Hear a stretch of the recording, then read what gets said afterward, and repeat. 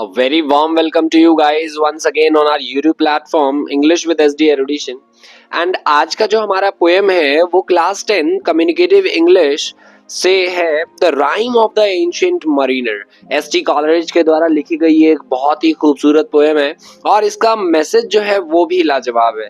तो चलिए हम स्टार्ट करते हैं इस पोएम के सारे थीम्स, पोएटिक डिवाइस और लाइन टू लाइन एक्सप्लेनेशन, ताकि आप इसको समझें और आप अपने एग्जाम्स में इसको अच्छे से इसका आंसर जो है वो लिख पाएं। तो चलिए स्टार्ट करते हैं।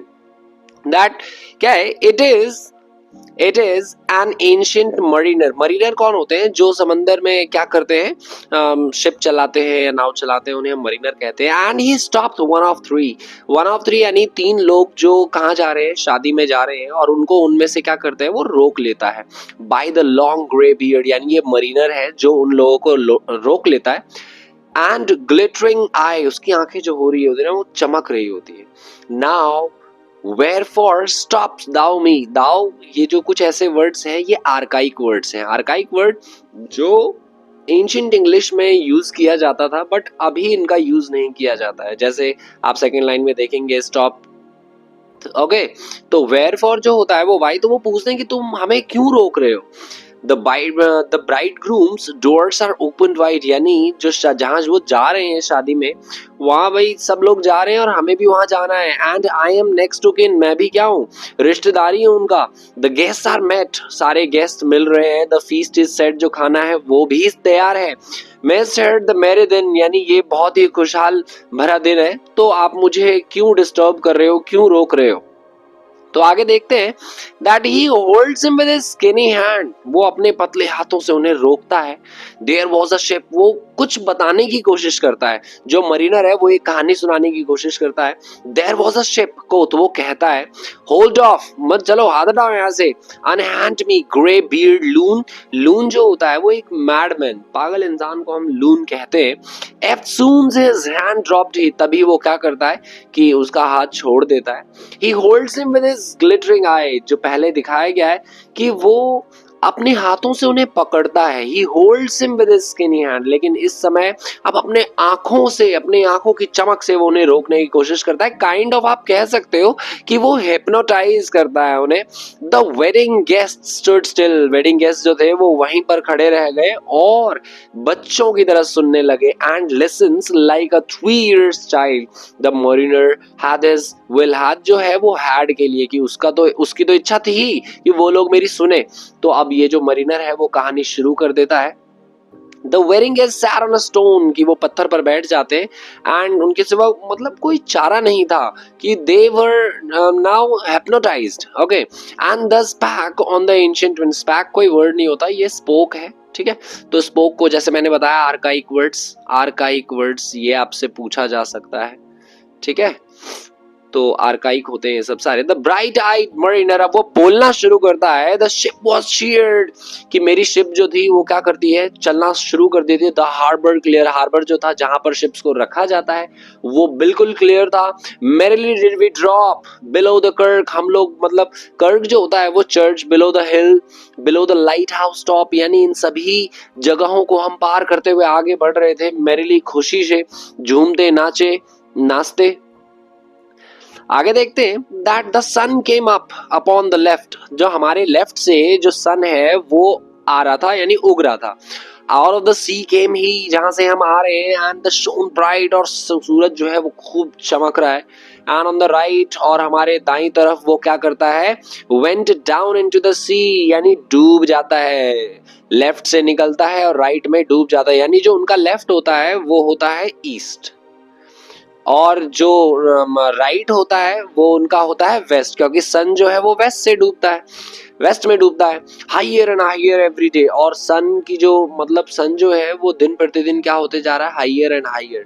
Till over the mast at noon, की मतलब नून यानी दोपहर के समय में जो उनका मास्ट होता है, जैसे जो शिप जो होती है उनका ना मास्ट होता है, ये विंड डायरेक्शन के लिए काम आता है। तो यहाँ पर अब सन समझ लो कि दोपहर का समय है और सन बिल्कुल उनके सर पे है। The wedding guest here beat his breast. अब वेडिंग गेस्ट जो है वो क्या करते हैं, अपना छाती थपथपा मतलब पीटते हैं कि उन्हें भाई उसको कोई इंटरेस्ट नहीं होता उन लोगों को उसकी कहानी में कि भाई ये ना क्यों ही सुना रहा है मुझे। For he heard the loud bassoon, कि वो जो देखते हैं कि गानों बजाने की जो आवाज है वो इतना ज्यादा है, तो उन्हें कहीं ना कहीं टेम्पटेशन होता है। The bride had paced into the hall, भाई ब्राइड भी जा चुकी है हॉल में। Red as a rose is she, और वो कितनी खूबसूरत लग रही है। Nodding their heads before her goes, वो जाने से पहले वो क्या करते हैं, मतलब एक इच्छा होती है उनके मन में भी, लेकिन वो द मैरी मिन्स्ट्रेल्सी, कि इसका मतलब होता है जो म्यूजिशियंस जो गाना बजाते हैं उसको हम कहते हैं, ठीक है। तो इन वर्ड्स को ध्यान रखिएगा। Now next is the wedding guest, he beat his breast, yet he cannot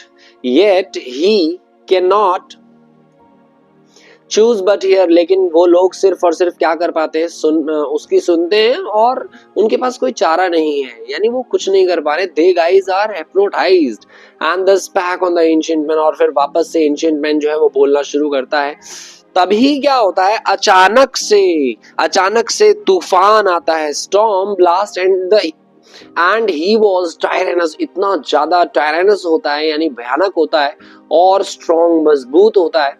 He struck with his other taking wings and chased us south along, और वो जो तूफान है वो उनका पीछा करता है साउथ से ही।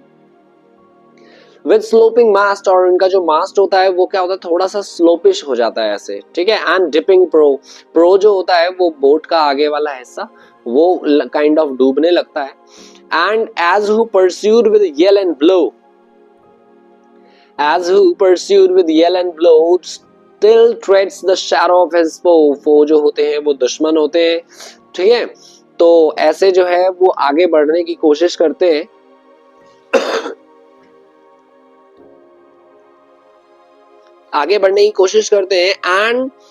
And forwards bend his head, और थोड़ा सा झुक जाते हैं वो लोग। द शिप ड्रोव फास्ट, अब जो शिप है वो क्या आगे बढ़ती है खूब तेज। लाउड रोड द ब्लास्ट, मतलब इतनी आवाज करते हुए। And southward aye we fled, हम लोग का क्या हुए, साउथ की तरफ आगे बढ़े। And now there came both mist and snow, अब जो धुआं है और बर्फ है वो दोनों ही क्या हो रहे हैं कि आ रहे हैं। And it grew wondrous cold, और चारों तरफ क्या है, ठंड बढ़ती जा रही है और ठंड बढ़ गई है। And ice mast high came floating by, और हमारे आसपास क्या है, आइसबर्ग्स को दिखाया गया कि जो आइस है हमारे मास्ट के जितना हाई आइस जो है वो अब हमें दिख रहा है, हमारे आसपास दिख रहा है। एज ग्रीन एज एमराल्ड, और उन मतलब एमराल्ड जो है वो क्या है कि एक ब्राइट ग्रीन काइंड ऑफ होता है, स्टोन होता है, एक प्रेशियस स्टोन है ग्रीन कलर का। तो उसका कंपैरिजन किया गया है उन बर्फ के टुकड़ों से कि भाई वो जो बर्फ थे, आइसबर्ग्स जो थे वो इस एमराल्ड के समान थे, ठीक है। तो आई होप ये आपको समझ में आया। And through the drifts the snow clifts, कि भाई इन सब से होते हुए अब हम क्या कर रहे हैं, जो स्नोई क्लिफ्ट्स होते हैं वो kind of drifty land kind of आप कह सकते हो, ठीक है, स्नो का। एंड थ्रू द ड्रिफ्ट जो है जहाँ पे मतलब फ्लोटिंग आइस, जहाँ पे आइस क्या हो रही है, फ्लोट कर रही है, और उनके थ्रू उनके ड्रिफ्ट से यानी उनके बीच में जो जगह है हम वहां से क्या कर रहे हैं, शिप को ले जा रहे हैं। डिड सेंड अ डिस्मल शीन, कि ये क्या है, एक स्मूथ ब्राइटनेस के लिए शीन का इस्तेमाल किया जाता है। किसी चीज के सरफेस पर जब कोई ब्राइटनेस होती है तो उसमें हम दिखाते did send a dismal sheen nor shapes of man nor beast we can, कि मतलब हमें कैन मतलब होता है कोई चीज दिखना, ठीक है। तो हमें कोई चारों तरफ कोई भी नहीं दिखता, ना ही कोई मैन और ना ही कुछ भी, कोई जानवर कुछ नहीं दिखता। चारों तरफ जो दिखता है वो सिर्फ और सिर्फ आइस दिखता है। The ice was here, the ice was there, यहाँ भी आइस वहां भी ice, the ice was all around, चारों तरफ आइस है। और उन आइस की जो आवाज है, क्रैक्ड, ग्रोल्ड, रोर्ड, हाउल्ड, ये सब सारी चीजें जो है आवाज को दिखाया गया है, ठीक है। लाइक नॉइसेज इन अ स्वाउंड जो है वो काइंड ऑफ मतलब कह लीजिए कि चारों तरफ सन्नाटे में जो आवाज है उसको कहा गया है। At length did cross an albatross, तभी क्या है कि एक अल्बाट्रॉस आता है। अल्बाट्रॉस एक समुद्री पक्षी, जो बड़ा सा टाइप बहुत बड़ा होता है, बहुत बड़ा भी क्या कह लो कि नॉर्मल साइज का होता है, और वो समुद्री पक्षी होता है व्हाइट कलर का। दो the fog it came, through the fog it came, यानी उस फॉग से होते हुए आता है वो अल्बाट्रॉस, यानी फॉग में से निकलता है। As it had been a Christian soul, और ऐसा मानो कि वो भगवान के मतलब भगवान का रूप बन के आया है वो हमारे लिए, वो ऐसा कहते हैं मरीनर उन सभी गेस्ट को। It ate the food it never had eat, कि यानी भाई वो खाना खाता है, अब तक ऐसा तो नहीं था कि अब तक उसने खाना नहीं खाया था, तभी वो खाता है। एंड राउंड इट फ्लू, और वो उड़ने लगता है चारों तरफ हमारे शिप के। The ice did split with thunder fit. The helmsman steered us through. जो हेल्समैन है यानी जो जिन्होंने स्टीयरिंग संभाली हुई थी, उन लोगों के लिए कह रहे हैं, ठीक है। And a good south wind sprung up behind, और हमारे पीछे से क्या आने लगती है, हवा, बहुत ही सुंदर हवा बहने लगती है। अल्बाट्रोस हमें फॉलो करता है, एंड एवरी डे, हर दिन वो क्या आता है, खाना खाता है हमारे साथ और खेलता है, घूमता है, चारों तरफ मंडराता है हमारे। Came to the mariner's hollo, और मरीनर के आवाज, यानी जो जैसे ही मरीनर उन्हें शाउट करता है, आवाज देता है, तो वो आ जाता है।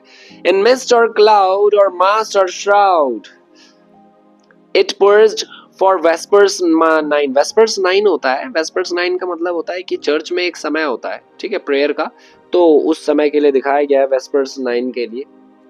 श्राउड के लिए सेलिंग, सेलिंग मतलब चारों तरफ, मतलब सेल जो करना, बोट को वो करना। तो whilst all the night through fog smoke white glimmered with a white moonshine, अब क्या है कि चांद जो है वो चांदनी बिखेर रही है, रात का समय है। गॉड सेव दाई, भगवान ने हमें बचा लिया, एंशिएंट मरीनर ऐसा कहता है। From the winds that plague, from the यानी जो भी हमारे दुश्मनों से, हमारे बुरा चाहने वालों से, हमारे प्रॉब्लम से, प्लेग जो है यहाँ पर समस्याएं, प्रॉब्लम्स को दर्शाया गया है।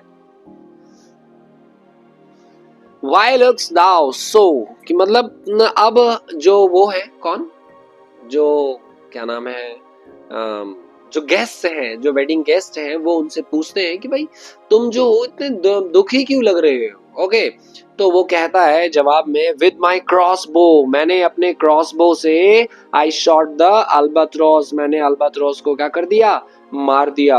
ओके, तो जिसका दुख जो है वो उसे बहुत ज्यादा होता है। इसी के तहत हमारा जो पार्ट 1 है वो फिनिश होता है। Now come to the part 2। Part 2 अब हम स्टार्ट करते हैं। The sun now rose upon the right, अब जो सूरज है वो बिल्कुल ही क्या हो चुका है, बिल्कुल सीधा उग चुका है। Out of the sea came he, पता नहीं, still hide in mist and on the left went down into the sea, कि हम जब देखते हैं कि क्या होता है चारों तरफ, out of the sea came he, जहां से वो आया था, still head and mist on the left went down into the sea, और वो कहाँ चले जाते, सारी चीजें गायब हो जाती है चारों तरफ, जो धुआं था वो गायब हो गया, क्लाउड जो था वो गायब हो गया। And good south wind still blue behind, और हवा जो है वो क्या होने लगती है, बहने लगती है। But no sweet bird did follow, लेकिन अब जो है वो कोई भी बर्ड जो है वो हमें फॉलो नहीं कर रही, क्योंकि हमने तो उसे मार दिया। Nor any day for food or play, अब कोई खाना बजाना नहीं है। Came to the mariner's hollo, और कोई भी अब मरीनर की आवाज को फॉलो नहीं करता। And I had done a hellish thing, मैंने बहुत बुरी चीज की है। And it would work them वो, और ये किस तरह काम कर रहा है, जैसे अनहैप्पीनेस के लिए यहाँ पर, कि ये हमारी दुख के लिए, मतलब दुख का क्या था, अराइवल था, जस्ट ऐसा समझ लो, हमारी परेशानियां जो थी ना वो बहुत ज्यादा बढ़ने वाली है। For all ever I had killed the word, मैंने क्या कर दिया कि भाई जितना भी है, बिल्कुल मैं अपने मन से कह रहा हूँ कि for all ever मतलब कुछ भी चीज दृढ़ता से कहना। I had killed the bird, मैंने क्या कर दिया, उस बर्ड को मार दिया। That made the breeze to blow, मतलब जिसकी वजह से वो ब्रीज, मतलब जो अच्छी हवा है वो आ रही थी और हमारी समस्याएं खत्म हो गई थी, जिसकी वजह से उसको हमने क्या कर दिया, मार दिया। wretch said they, the bird to slay that made the breeze to blow, यानी उसी पक्षी को मार दिया जिसकी वजह से हमारे दिन अच्छे आए थे। Nor dim nor red like God's own hand, यानी मैंने ऐसा लगा, समझो कि भाई भगवान का अपना ही सिर मैंने काट दिया मैंने खुद से। द ग्लोरियस सन अप्रेस्ड, और अब जो है सन जो है वो चमक रही है, आगे बढ़ गई है, आगे बढ़ने का इन द सेंस ऊपर आसमान में। Then all ever I had killed the bird, that brought the fog and the mist. It was right. अब जो मेरे साथी हैं वो कहते हैं कि भाई तूने सही किया, बिल्कुल तूने उसको अगर उस पक्षी को मार दिया, वही सारा का सारा फॉग और मिस्ट लेकर आई थी, ठीक है, वो बिल्कुल तूने बिल्कुल सही किया. Such birds to slay, ऐसे पक्षियों को क्या कर देना चाहिए, मार ही देना चाहिए. That bring the fog and mist, जो ऐसे फॉग और मिस्ट को जो लेकर आई थी, ऐसों को तो मार ही देना चाहिए. The fair breeze blew, the white foam flew, यानी अब चारों तरफ क्या होने लग गई, फेयर ब्रीज बहने लग गई, चारों तरफ अच्छा मौसम होने लग गया. The furrow followed free, we were the first that ever burst into that silent sea. अब अचानक से क्या हुआ कि चारों तरफ सन्नाटा छा गया, यानी हवा जो है वो बंद हो गई, सेल जो हमारी शिप थी वो चलनी बंद हो गई. It was sad as could be, और जितना बुरा हो सकता ना उतना बुरा हो गया. And we did speak only to break the silence of the sea. हम जो बोल रहे थे ना, यानी अब आवाज चारों तरफ बिल्कुल सन्नाटा सुनसान छा चुका था, हमारी आवाज ही गूंज रही थी, हमारी आवाज ही आ रही थी, यानी हम जब बोल रहे थे तो ही साइलेंस टूट रहा था. सोचो इतना ज्यादा साइलेंस था चारों तरफ, चारों मतलब समंदर के बीच में. All in a hot and copper sky, कि अब ये दर्शाया गया है कि जो गर्मी थी वो इतनी ज्यादा बढ़ गई थी. द ब्लडी सन, सन जो था मतलब इतनी ज्यादा हीट वेव्स क्रिएट कर रहा था.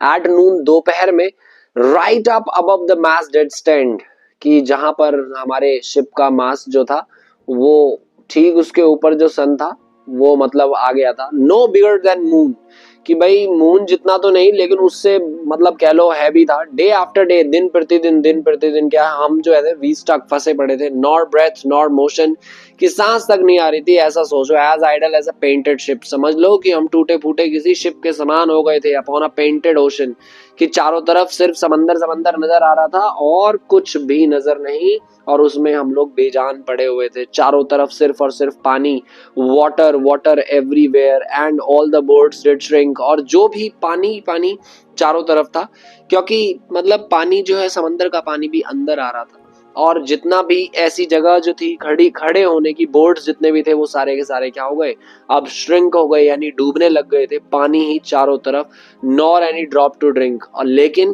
पीने के लिए कोई पानी नहीं, क्योंकि समंदर का पानी तो हम पी नहीं सकते. The very deep rot, deep यानी डेप्थ को दिखाया गया है यहाँ पर, ओशन को दिखाया गया है. O Christ that ever this should be, क्या ऐसा ही होना चाहिए. अब लोग ये क्या करते हैं, ये प्रे करना स्टार्ट कर देते हैं क्रिस्ट से, जैसे क्रिस्ट से. Yes, slimy things did crawl with legs upon the slimy sea. भाई ये जो बोट है, सॉरी ये जो शिप है, ये अब आगे बढ़ती नहीं है, तो इसके लिए they are pleading to God, ये लोग प्लीड कर रहे हैं गॉड से कि मतलब काश ये सारी चीजें जो है वो ठीक हो जाए. And about in reel and rout, ये एक डांस है, डांस फॉर्म है. ओके, तो कहते हैं कि death fires dance at night, और रात में ऐसा लग रहा था उनको कि भाई जो आत्माएं हैं वो आके क्या कर रही है, तांडव कर रही है. The water like a which oil burnt green blue and white, जो पानी है वो भी चमक रहा था, यानी काइंड ऑफ हॉन्टेड, पूरा का पूरा हॉन्टेड सीन इस लाइन में दर्शाया गया है. And some in dreams assured were of the spirit that plagued us so, और कहीं ना कहीं हमारे सपने में भी जो आत्माएं हैं वो आ रही है. एंड 9 फैथम, फैथम मतलब होता है गहराई के लिए नापा जाता है. 9 fathom DP had followed us from the land of mist and snow, कि मतलब उस लैंड में वो हमें क्या कर रही है, कि मतलब बुला रही है, ऐसा समझ लीजिए कि गहराई में बुला रही है. जो भी मैंने पाप किया, काइंड ऑफ अल्बाट्रॉस जो मैंने मारा, वो हमें क्या कर रही है, बुला रही है और हॉन्ट कर रही है, डरा रही है. And every tongue through utter drought, और थ्रू अटर ड्रॉट यानी हमारा गला सूख रहा था, पानी नहीं था पीने के लिए. Was withered at the root, we could not speak nor more than if we had been choked with soot. Soot जो होता है वो राख, काइंड ऑफ राख, बचा हुआ राख जो होता है वो होता है, और वो बिल्कुल हमारे गले में ऐसा पड़ रहा था, चोक हो रहा था, हम लोग बोल नहीं पा रहे थे, पानी नहीं था हमारे पास. Well a day what evil looks, मतलब उस दिन समझ में आया कि बुराई क्या होती है. Had I from old and young instead of the cross, वो कहते हैं कि काश उस अल्बाट्रॉस की जगह हमने खुद अपने आप को क्या कर लिया होता, मार दिया होता मैंने खुद को. अबाउट माई नेक वॉज हंग, काश इस अल्बाट्रॉस की जगह मेरा ही गला लटका होता। तो ये जो पोएम है, this is how we have ended. और इस प्रकार जो मरीनर है वो क्या करता है, अपनी गलती एक्सेप्ट करता है। और हम इसके आगे थीम देखते हैं, इसके थीम्स देखते हैं, दैट की सिन एंड रिडेम्पशन। सिन यानी पाप, और रिडेम्पशन यानी पछतावा, पश्चाताप करना। इस पर्टिकुलर पोएम का जो सेंट्रल थीम है वो ये है, is the mariner sin of killing the albatross, की जो मरीनर ने अल्बाट्रॉस को मार दिया था, which brings about his and crew's doom, यानी उसका और उसके क्रू यानी जो उसके साथी मेंबर्स था उसका डूम वही रीजन था। और लास्ट में क्या करता है, वो फाइनली एक्सेप्ट करता है अपने मिस्टेक्स को, जिसकी वजह से उसको साल्वेशन यानी रिप्रेजेंटिंग कि कैसे अब लास्ट में जो रिडेम्पशन होता है उसको, वो उसकी हिज पाथ टुवर्ड्स साल्वेशन यानी मुक्ति का एकमात्र रास्ता उसको जो उसका रिडेम्पशन है वो नजर आता है। तो सिन एंड रिडेम्पशन जो है वो इसका पर्टिकुलर एक थीम है। आगे देखते हैं, that nature and natural world, कि the human relationship between humans and nature is a key theme। यहाँ पर जो दिखाया गया है कि नेचर और लोगों के बीच जो रिश्ता है वो की थीम है इस पर्टिकुलर पोएम का। The albatross represents natural world, जो अल्बाट्रॉस है वो रिप्रेजेंट करता है नेचुरल वर्ल्ड, जो नेचर हमारे लिए क्या लाती है, खुशियां लाती है। And the mariner's violation of this harmony through his killing of the bird leads to disastrous consequence. और जो हम हमारे डेवलपमेंट के लिए या हमारे किसी भी काम के लिए जब हम नेचर को क्या करते हैं, नुकसान पहुंचाते हैं, तो वो इवेंचुअली एक डिजास्टर क्रिएट करता है। तो वैसा ही जो है यहाँ पर भी हुआ है। The poem also focuses on the beauty and the power of nature. Poem में पोएट ने जो ब्यूटी है, पावर है नेचर की, वो भी क्या की है, दिखाया है एस.टी. कॉलरिज ने। नेक्स्ट देखते हैं हम, guilt and the consequence of the actions, की अंदर से गिल्ट होना, गलती फील करना, और उसका पश्चाताप या एक्शंस का कॉन्सिक्वेंस, परिणाम क्या हो सकते हैं, वो भी दिखाया गया है। कि हम कह रहे हैं कि द एस.टी. कॉलरिज ने दिखाया है, the mariner is weighed down by the guilt of killing the albatross. अब मरीनर को ये जो गिल्ट है वो क्या किया जा रहा है, खाया जा रहा है कि उसने अल्बाट्रॉस को मार दिया, विच ब्रिंग्स अ कर्स, जो इवेंचुअली क्या लेकर आता है, शाप बन जाता है उनके लिए। और his suffering is a punishment for his thoughtless action, की और उन्हें क्या करना पड़ता है, उस चीज के लिए सफर करना पड़ता है, उसके क्रू मेंबर को सफर करना पड़ता है इवेंचुअली। और वो मतलब कहते हैं कि डेथ मांगता है वो लास्ट में, कि काश मैं ही मर जाता उस अल्बाट्रॉस की जगह।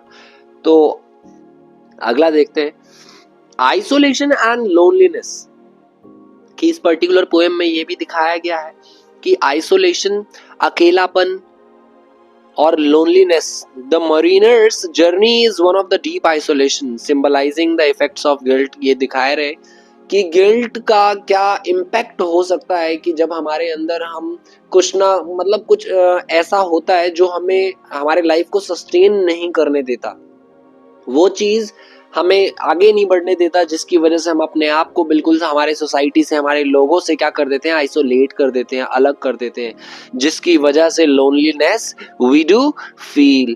आगे देखते हैं इसका, the life cycle of life and death. ये तो हमारा पूरा का पूरा नेचर का लॉ है, ये दिखाया गया है, जो आया है वो जाएगा भी। Death is a constant presence in the poem, कि पहले किसका दिखाया गया है, डेथ, कि उस अल्बाट्रॉस का, फिर उसके क्रू मेंबर्स का दिखाया गया कि तो डेथ जो है, लाइफ और डेथ जो है वो एक साइकिल है और ये चलता रहता है। ठीक है, आगे देखते हैं सारे पोएम्स देखना, पोएटिक डिवाइसेस अब देखते हैं इसके। सबसे पहला पोएटिक डिवाइस जो है वो इमेजरी। अब इमेजरी का इस्तेमाल किया गया है पोएटिक डिवाइस में, जैसे harbour cleared and the water like witch's oil burnt green blue and white. तो ये सब कुछ इमेजेस दे रहे हैं, जो पोएट जो है एस.टी. कॉलरिज, इन वर्ड्स का इस्तेमाल किया गया है ताकि रीडर्स एक इमेज बना सके। अगला है हमारा एलिट्रेशन। एलिट्रेशन क्या है, कि जब सेम साउंड दो या दो से ज्यादा वर्ड्स में रिपीट हो तो उसे एलिट्रेशन कहते हैं। The fair breeze blew the white foam flew. ये देखिए ब का साउंड आ रहा है, ठीक है, फ का साउंड आ रहा है, तो ये एलिट्रेशन है, सेलिंग साउथवर्ड। आगे है हमारा राइमिक स्कीम। इसका राइमिक स्कीम जो है वो ए बी है, A B. The first stanza follows, पहले स्टेंजा में ही ए बी और बाकी ऐसा ही फॉलो हो रहा है। आगे देखते हैं हम रेपिटेशन। इसमें रेपिटेशन का भी बहुत इस्तेमाल हुआ है, बहुत सारे ऐसे वर्ड्स हैं जो रिपीट हुए, जैसे अल्बाट्रॉस और मरीनर जो है, ये वर्ड्स जो है बार बार रिपीट किए गए हैं। आगे सिंबोलिज्म बताया गया है। अल्बाट्रॉस जो है वो किस चीज का सिंबलाइज कर रहा है? नेचुरल वर्ल्ड, यानी हमारे आसपास जो नेचर है उसको सिंबलाइज कौन कर रहा है? अल्बाट्रॉस कर रहा है। The sea and the ship, जो सी और शिप है वो सिंबलाइज कर रहे हैं लाइफ एंड डेथ को। Sea is symbolising both life and death. The ghost ship जो है इस पर्टिकुलर पोएम में बताया तो नहीं गया है, क्योंकि ये पूरी की पूरी कंप्लीट पोएम नहीं है। ओके, ये पोएम एक टाइप ऑफ स्टोरी है जिसे बैलेड भी कहा जाता है। ओके, तो आगे भी इसकी स्टोरी है जिसमें एक घोस्ट शिप जो है वो आती है और इस पर्टिकुलर मरीनर को वहां से मतलब ये लोग क्या करते हैं, सेव करते हैं। The appearance of the ghost ship represents death and supernatural forces के लिए दिखाया गया है। सन जो है वो स्पिरिचुअल प्रेजेंस है कि कहीं अच्छा और कहीं बुरा। पर्सोनिफिकेशन अगला है हमारा। पर्सोनिफिकेशन जब हम ह्यूमन क्वालिटीज दे रहे हैं, जैसे ship was cheered, the harbour cleared, the water like a witch's oil, तो कुछ ऐसे उन्हें पर्सोनिफाई किया गया है, कुछ बहुत सारी ऐसी चीजों को, इनएनिमेट ऑब्जेक्ट्स को, तो पर्सोनिफिकेशन भी इसमें इस्तेमाल है। मेटाफर देखते हैं, तो मेटाफर जो है वो अल्बाट्रॉस मेटाफर दिखाता है for the mariners guilt, Mariner के गिल्ट को दिखाता है कि कैसे अल्बाट्रॉस को उसने मार दिया था। एंड द पेंटेड और रोटिंग सी रिप्रेजेंट्स मरीनर्स मोरल डिके, कि जो उसे विशाल समंदर जो है वो भरा भरा नहीं लगता, सूना सा लगता है और बिल्कुल खराब लगने लगता है, वो दिखा रहा है कि मरीनर का जो मोराल है वो क्या हो जाता है, बिल्कुल डाउन हो जाता है। अल्यूजन यहाँ पर कुछ क्रिश्चियन थियोलॉजी और स्पिरिचुअलिटी का इस्तेमाल किया गया है, दिखाया गया है, इसलिए इसमें अल्यूजन भी आपसे पूछा जा सकता है कि अल्यूजन का इस्तेमाल कैसे किया गया है। तो अल्यूजन का इस्तेमाल किया गया है कि बहुत सारे ऐसी क्रिश्चियन मोरल टीचिंग्स, ठीक है, उसका इस्तेमाल किया गया है। क्रिश्चियन थियोलॉजी एंड स्पिरिचुअलिटी का इस्तेमाल किया गया है, जैसे Mariner's eventual blessing of the sea creatures and his recognition of their inherent value evokes the idea of redemption through humility and repentance। वो कहते हैं कि भाई हम रिडेम कर सकते हैं अगर किसी भी चीज का पछतावा है हमें और गलती मान ली है हमने एक्सेप्ट कर लिया है कि गलती हो गई है, तो इवेंचुअली कहीं ना कहीं हमारा जो थोड़ा सा अपराध है, जुर्म है, वो थोड़ा सा कम हो जाता है, सजा थोड़ी सी कम हो जाती है। अब एंजाममेंट देखते हैं हम, तो एंजाममेंट बहुत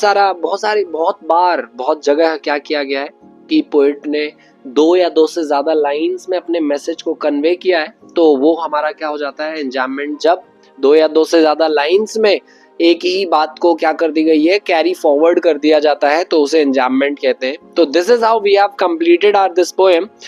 तो आई होप कि आपको ये सारी चीजें समझ में आई हो, तो इसको अच्छे से रिवाइज करें और प्रिपरेशन करें। मिलते हैं हम लोग अपने नेक्स्ट वीडियो में।